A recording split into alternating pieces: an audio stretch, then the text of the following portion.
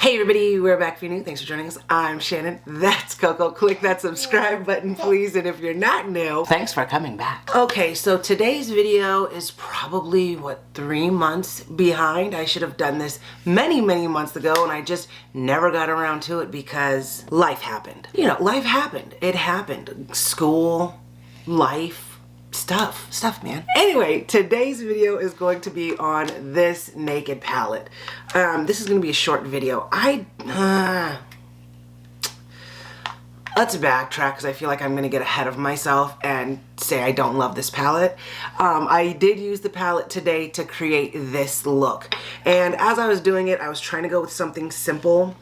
Just didn't love it. But again, let's rewind. So this is the palette in all of its glory. Comes with a double-ended brush. I never use them. It's the normal naked packaging that we've seen in a lot of the previous palettes. I do have all of them back there on the shelf standing up in front of the candle. So it looks like the last 4 before this palette had this same type of packaging. And then before that, it was the Naked Reloaded. That's just completely different packaging. Anyway, that's besides the point. This is the Urban Decay Naked palette. It's a collab with Robin Eisenberg, who is a comic book artist and has done other collabs with like Thrasher and things like that. It's supposed to be like, have like a Martian kind of vibe going, and these, I guess, are supposed to be Martians. I thought they were just like black women that were purple. I'm not even gonna lie to you. I honestly thought Robin Eisenberg was, is it Eisenberg? Yeah, Robin Eisenberg. I honestly thought Robin Eisenberg was a black woman just because of this packaging. I have no clue where I got it from, but then I started to like actually do some research and realize she's not. She is not. Anyway, I did use this today on my eyes. I went in first with, I think it's called Foxfire. I don't have my glasses on, so I can't really see, but I went in with this brown shade, and then I went in on the inner corners of my lids with this white moon sand, and I did not love what I was seeing, so I took my finger and I put Pulsar, I think that's what it's called, on top, and it's okay. After I got my lashes and everything on, I was like, okay, I do like it, but the process was really, I was not feeling it. And I'll be honest, these are not shades that I would generally gravitate towards, especially these, oh, this end, these 4 blues down here. I'm not gonna use those. I'm just being honest. I'll go ahead and swatch them for you. Now, what I will say is it is the normal quality that you could expect from a Naked palette or from an Urban Decay palette. Definitely that same quality. And you have 12 shades in this palette, just like all of the other Naked palettes. It blended really nicely. I can't complain on that aspect because it was exactly what I would expect from Urban Decay. It's just the color story isn't really my thing. So this is the color story, and I mean, these are actually prettier swatched than I expected them to be. Like, that's a pretty shade. And it's actually this shade here, Ice Crater, and this is what it looks like. I'm gonna swatch it here just because I want to see. I mean, it's actually a lot prettier than I expected it to be. It's got a metallic purple blue thing going on. So the color story is not my thing, and we all know that Naked or Urban Decay has been straying away from their normal Naked range, the neutral kind of eyeshadow palettes, which they have to.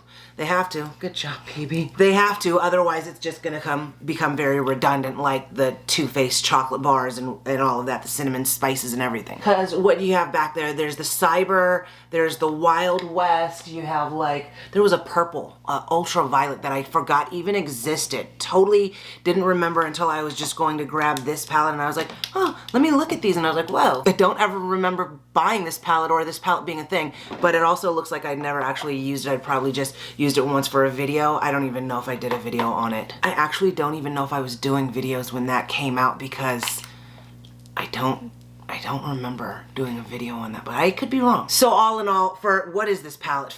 I'm gonna guess it's $54 because that's their normal price is like 55 bucks. So after tax, $60. Do you need this palette? No thanks. No thanks. Do you really need this palette for that price point, even though the quality is there? No, you don't. Especially if you don't go out of your way to buy more high-end makeup products. No, because for me, the color story isn't something that I'm gonna get away with. I don't love the look that I have today. It's cute. I'm saying it's giving me cute vibes. It's not something I love, and I'll be honest, I will probably never ever use this palette again. Not probably, I know I won't ever use this palette again, especially because I have so many others that I could grab. Honestly, if it didn't say naked across the front, I wouldn't have even purchased it. No.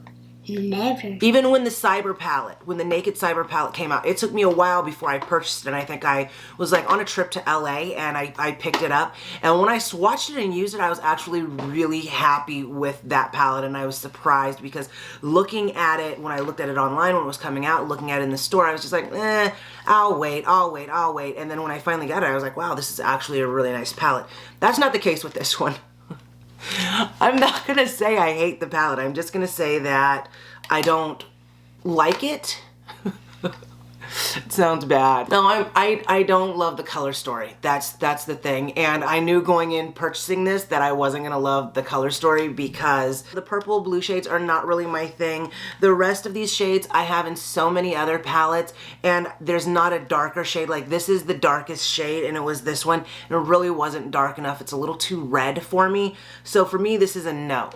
I'm gonna keep it because I have the entire collection, so I don't have a choice.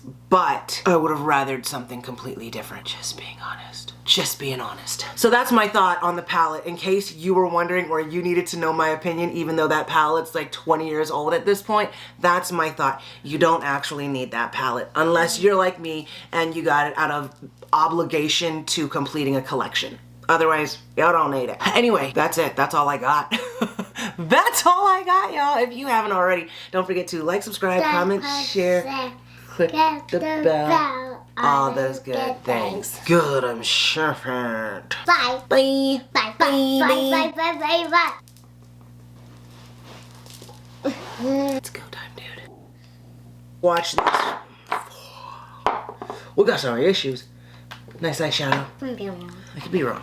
I can be wrong on it. I could be wrong only, or I could be right. You can be right. Oh, thank you. Hi, Coco. Ready?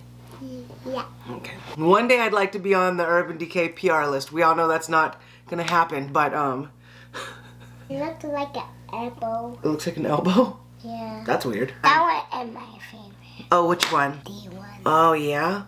She likes the purple? Or you like this one? Or this one? The one, the one, the one, the one. Yeah. So, Coco.